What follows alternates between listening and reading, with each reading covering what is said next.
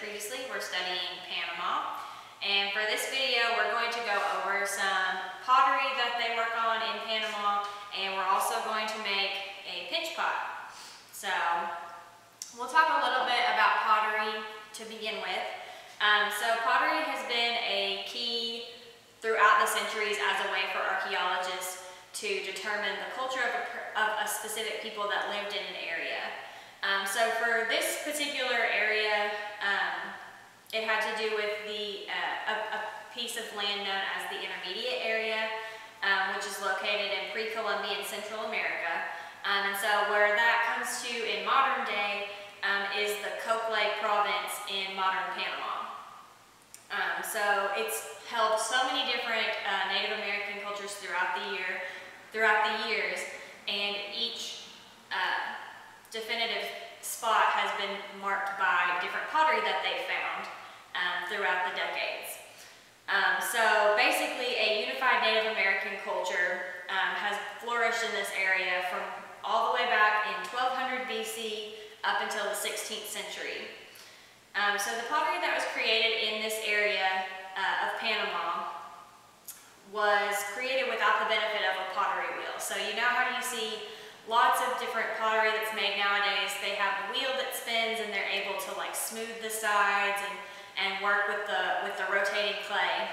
But they didn't have that back then. So the way that they made their pots is they would actually make really long pieces of clay, and they would roll them into little tubes and then coil it around, and then they would smooth the sides. So they just got really good at smoothing and coiling the sides to make this really intricate, detailed pottery. But these pots, they showed no signs of like actual like wear and tear. So they're not sure if they were actually used or not. So they think they were probably used for more decorative purposes or meant to be buried with their dead as part of their funeral. So now that we have covered a little bit about pottery, we'll go ahead and make our pot. So what you guys are going to need for this particular craft is you will need a piece of clay or Play-Doh. You will need something to put your clay on so that you don't get anything dirty.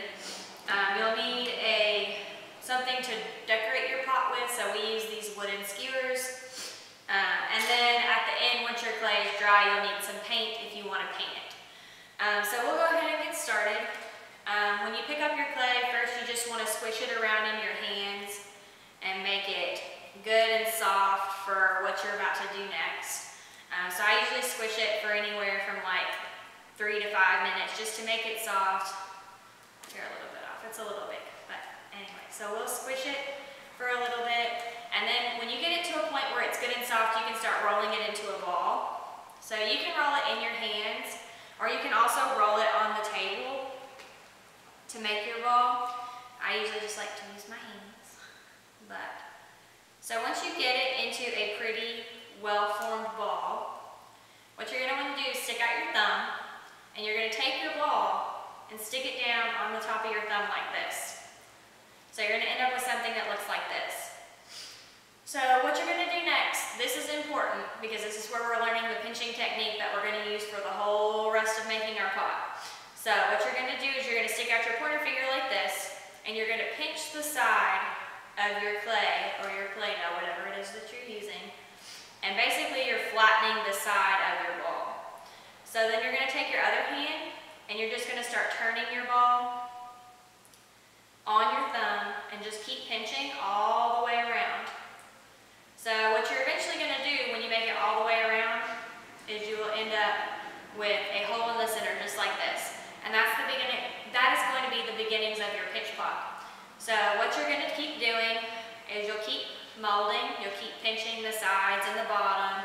You can make it wider, you can make it deeper, but this is your chance to get creative and just make it look however you want.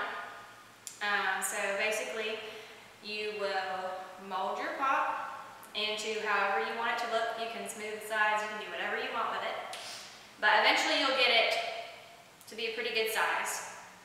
So when you're completely done molding your pot, you can take your skewer and you can decorate it. So you can draw pictures, you can write your name, draw lines. And I'm just going to draw some zigzag lines on there just for the sake of having some.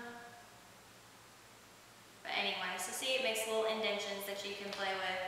And then what you're going to want to do is you're just going to want to put your pot away. You can put it like on a shelf or somewhere where it can dry completely. Because this type of clay, or most clays, take between 2 and 3 days to dry completely. So you just want to leave it alone for a few days to let it harden. And then once it's completely hardened, you guys can actually paint it. So you can, this one's a little one that we have as an example here that we painted.